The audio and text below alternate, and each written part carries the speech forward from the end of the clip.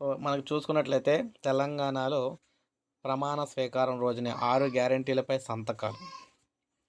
ముఖ్యంగా రైతులకు సంబంధించి మనం ప్రస్తావన తీసుకొచ్చినట్లయితే రైతు భరోసా పేరుతో 29,000 కోట్లు. రైతు భరోసా పథకం కింద రైతులు, కౌలు రైతులకు ఎకరానికి 15,000 చొప్పున, వ్యవసాయ కూలీలకు 12,000 చొప్పున ఆర్థిక సహాయం, వరి పంటకేమో క్వింటాలకు 500 చొప్పున బోనస్ ఇస్తామని కాంగ్రెస్ హామీ ఇచ్చింది. రాష్ట్రంలో 25 లక్షల మంది రైతు కూలీలు ఉన్నారు. వీరికి 12,000 చొప్పున ఇవ్వడానికి ఏటా 3,000 కోట్లు అవసరం కానున్నాయి.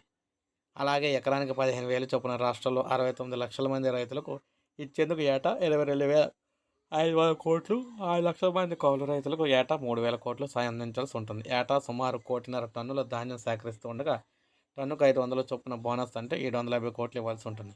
ఈ లెక్కన మొత్తం రైతు భరోసాకు ఏటా సుమారు 29,000 కోట్లు అవసరమని అంచనా అయితే వేస్తున్నారు.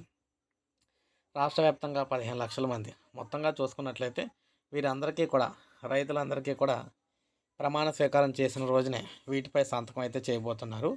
సో ఈ సంతకం ద్వారా అటు కౌలు రైతులకు, ఇటు రైతులకు, అలాగే వరికి, ధాన్యానికి సంబంధించి బోనస్ ఇవన్నీ కూడా తొందరలోనే రైతుల ఖాతాలకు అయితే రాబోతున్నాయి. సో ఇది మనకి లేటెస్ట్ అప్డేటు. ప్రతి పథకానికి సంబంధించి సమగ్ర సమాచారం అందించడం జరుగుతుంది మన ఛానల్ ద్వారా. ఒక లైక్ చేయండి, సబ్స్క్రైబ్ చేసుకోకపోతే మన ఛానల్ సబ్స్క్రైబ్ చేసుకొని ఫాలో